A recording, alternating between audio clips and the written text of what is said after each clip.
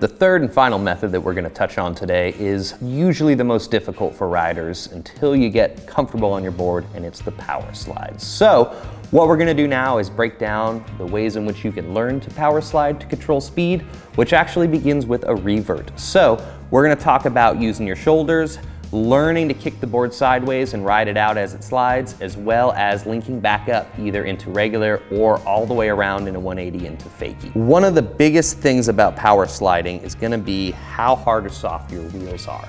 Typically, most skateboard wheels are in the 99 to 100 duro range, which is really hard, meaning they're easy to kick out. However, they don't scrub a whole lot of speed when you're sliding. This is a stark contrast to our traditional longboard wheels, which are normally in the 78 to mid 80s. Because they're a softer urethane, they have a lot more grip, meaning it's going to be harder to get your initial kick, but once you're sliding, the friction is a lot stronger and it's going to have more stopping power.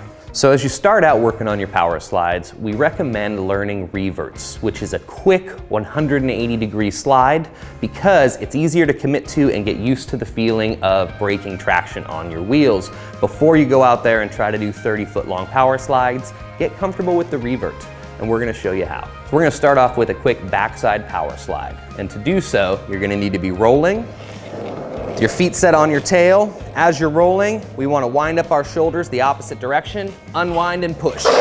So again, the key to the success of your revert is going to be how much power you preload in your shoulders. As you unwind, you're going to push down on that back foot, making the tail your nose.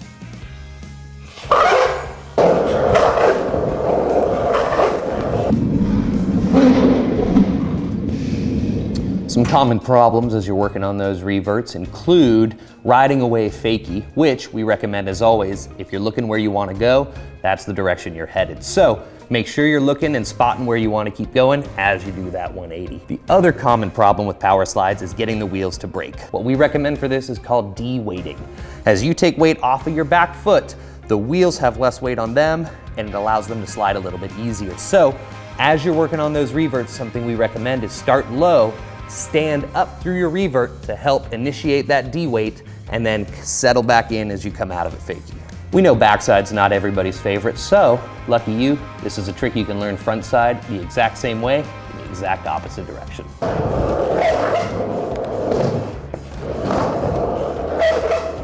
Once you're comfortable with those reverts, either front side, backside, or both, we can start to talk about your power slides. Essentially, a power slide is a revert that you've stretched way out because the longer you spend sideways on your board, the more speed you're going to scrub off. There's two main types of power slides that are available for you. We can do the full 180s, much like we were doing with our reverts, or what's known as a speed check, where you kick your board out sideways to scrub some speed and then suck it back in so you can continue riding in your regular stance as opposed to fakie. Let's break down the best ways to do them and some of the not so good ways. Much like our reverts we were working on earlier, a lot of the power slide depends on preloading your shoulders and really kicking that back foot out as you take weight off of it. The big difference, of course, is you're now going to be sliding for a much longer time. So we're going to look at front side power slides, and we're going to recommend a stance that helps us stay locked in that we call the chair.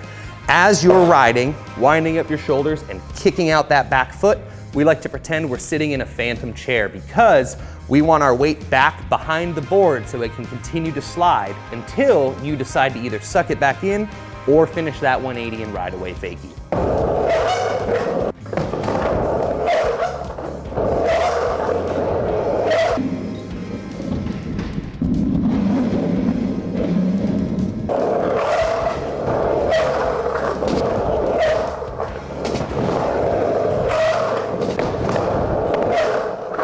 Some common problems with the power slide. There's really only a handful of them, but they're all terrifying. So problem number one, not being able to initiate your slide. This is one of two things happening. Thing one, you're not winding up your shoulders and pushing out hard enough, but much more likely, it's the D-weight issue. If you keep all of that weight planted firmly on the back foot, it's gonna be a lot harder to kick it out. So again, Practice lowering yourself right before the slide, stand up through it, forcing some of that D-weight action, and then settle back in as you ride away. The other common problem with power sliding is committing to keeping your balance as you're in the slide.